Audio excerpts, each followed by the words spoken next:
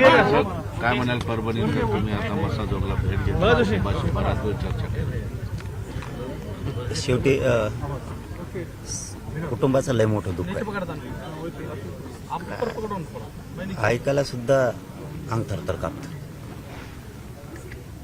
काय बोलावं काय नाही. जर एवढ्या मोठ्या विषयाला सर यांना 15-20 दिवस नुसते आरोपी पकडायला, कॉल डिटेल काढायला जर वेळ लागणार असला तर ही मोठी शोकांतिका आहे. परंतु आता मी पाठीमागेही सांगितलं होतं 15 दिवसापूर्वी, हे आताही पुन्हा तोच सांगतो की अपेक्षा आणि आशा मुख्यमंत्र्याकडून आहेत. लोकांनी आशा धरल्यात त्यांच्याकडून की न्याय 100% मिळणार, दगाबाजी ते करणार नाही.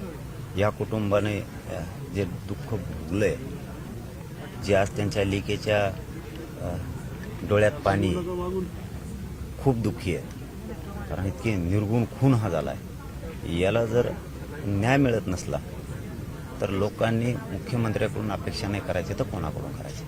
आणि मुख्यमंत्री त्यांच्याकडून अपेक्षा अशा आहे की ते लवकरात लवकर याच्यात कसलीही दगाबाजी न करता, दगापाटका न करता, राजकारण न आणता न्याय देतील ही अपेक्षा त्यांनी धरली. पण आम्ही धरलेली सगळ्यांनी. पण एकदा अपेक्षाचा जर भंग झाला तर मग मात्र आमचा नाविलाज होणार. कारण आम्ही न्याय घेणार आहेत, सोडणार नाही. 17 दिवस झाले दादा या घटनेला, मात्र 3 आरोपी आणखी मोकळले. मी तेच सांगितलं की आता की मुख्यमंत्र्यांकडून आशा आहे, आता तरी वेळ दवडू नका. साधे चिल्लर धरायला तुम्हाला जर एवढा वेळ लागतो, साध्या 107 सारख्या केसेस होत्या तरी पोलीस उचलून येते त्यांना. 302 सारखे गुन्हे होऊन कुठं खंडाण्या, कुठं अॅट्रॉसिटी असले गुन्हे असून जर तुम्ही लोकांना धरत नाही, तुम्ही धरता नेमका कोणाला? मग तुम्हाला तुमच्यावरचा ढब्बा आणि डाग जर पुसून काढायचा असला तर तुम्हाला गोरगरीब समाज, हा मराठा समाज, याला न्याय द्यावा लागणार. तुम्हाला कोणाचाही मुलाहिजा करून चालणार. हा मा आयेन त्यो मा आयेन त्यो नेता छेन फेता छेन हे म्हणून तुम्हाला चालणार नाही. तुम्ही एक पालक आणि तुम्ही एक गोरगरिबांची एक हिंमत वाढवण्याचं काम केलं पाहिजे मुख्यमंत्री म्हणून. आणि तुम्ही ते करावं. आम्ही याच्यात राजकारण करत नाहीत, करणार नाहीत. पण न्याय जर मिळाला नाही तर मग मात्र आम्हाला आमच्या पद्धतीनं न्याय घ्यावा लागणार. पालकमंत्री पदाचं देखील म्हटलं जातं. खासदारांनी पत्रकार परिषद घेतली, त्याच्यामध्ये मुख्यमंत्र्यांनी पालकत्व सोडलं आणि काल सूर्यदासांनी देखील म्हटलं याबद्दल. माझं म्हणणं कधी पण वेगळं राहतं. कारण मी गरिबांचं दुःख जाणून त्या मताशी चालत असतो कधी पण.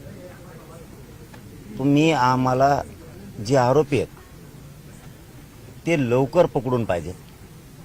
ज्यांचे नावं त्या कॉल डिटेलमध्ये यायला लागले, कोणी कोणाला व्हिडिओ कॉल केलते, कोणी मारताना केलते, कोणी कसे केलते, कोण खंडणीत आहे, कोण अॅट्रॉसिटीमध्ये, हे पुरेमध्ये पाहिजे.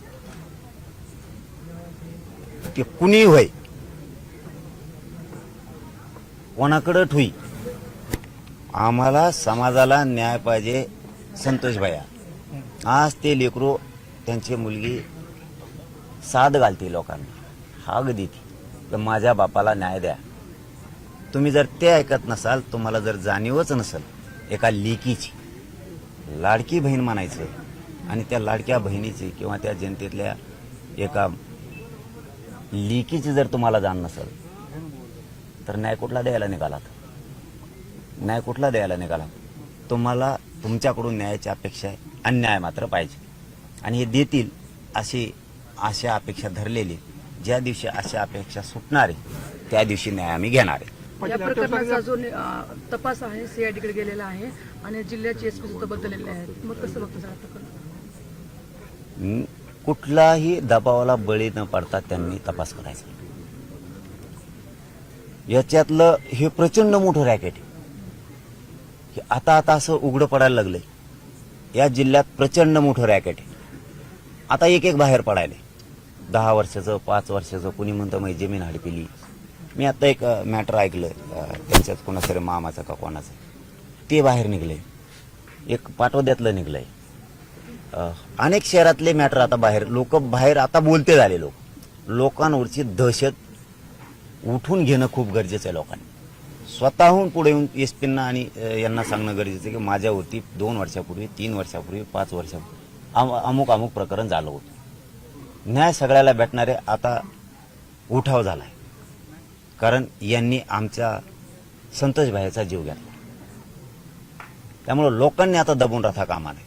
आपल्या आपल्यावर ज्यांच्यावर अन्याय झालेला आहे त्यांनी बाहेर निघावं, आणि निघले सुद्धा. खूप मॅटर आता बाहेर निघायला लागले. न्याय मात्र एसपी साहेबांनाही सांगतो, गृहमंत्री साहेबांनाही सांगतो, मुख्यमंत्री पण त्याचे अशा अपेक्षा तुमच्याकडून आहेत. तुम्ही ज्या मागण्या मस्साजोग गावकऱ्यांच्या आहेत, कुटुंबाच्या आहेत, त्या पुऱ्या कडीला लावा. मग काही पण असेल, याला हाटा म्हणून असेल, त्याला हाटा म्हणून असेल, ह्यो त्याच्यामध्ये आरोपी आहे त्याला पकडा असेल, नाव तर सगळ्यांनी डिटेल सांगितलेत.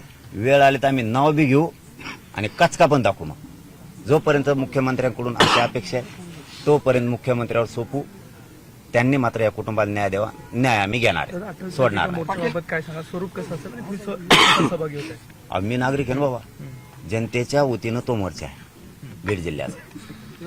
आणि मी जनता आहे ना, फक्त त्याच्यात कुणी राजकारण आणू नये एवढं माझं मत आहे. आजच नाही तर मी हे 4-5 दिवसापासून हमेशाच म्हणतो. कारण एका मुलीनं, एका लेकीनं हाक दिली की माझ्या बापाला न्याय देण्यासाठी आपण 28 तारखेच्या मोर्चात सहभागी व्हावं. मग कोणाला आमंत्रण असेल, कोणाला नसेल, हे काय आमंत्रणाच्या दिवशी काय इथं काय वेगळं काय आहे का? इथं एका लेकीनं हाक दिली, तुमची लेक काय आणि गावची लेक काय एकच. म्हणून कुठल्याच पक्षाच्या नेत्यांना असं म्हणू नये आमक्याने केलं तमक्याने बोलवलंय. सगळ्या पक्षातल्या नेत्यांनी या लेकीची हाक मारली, तिच्यासाठी सगळ्यांनी धावून यावं. तिच्या बापाला ती न्याय मागते आणि आपली जबाबदारी आहे पक्षाच्या पलीकडे जाऊन त्या मोर्चात माता मावल्यांसह महिलांनी सुद्धा प्रचंड संख्येनं यावं. 28 तारखेच्या मोर्चात सगळ्यांनी सहभागी व्हावं.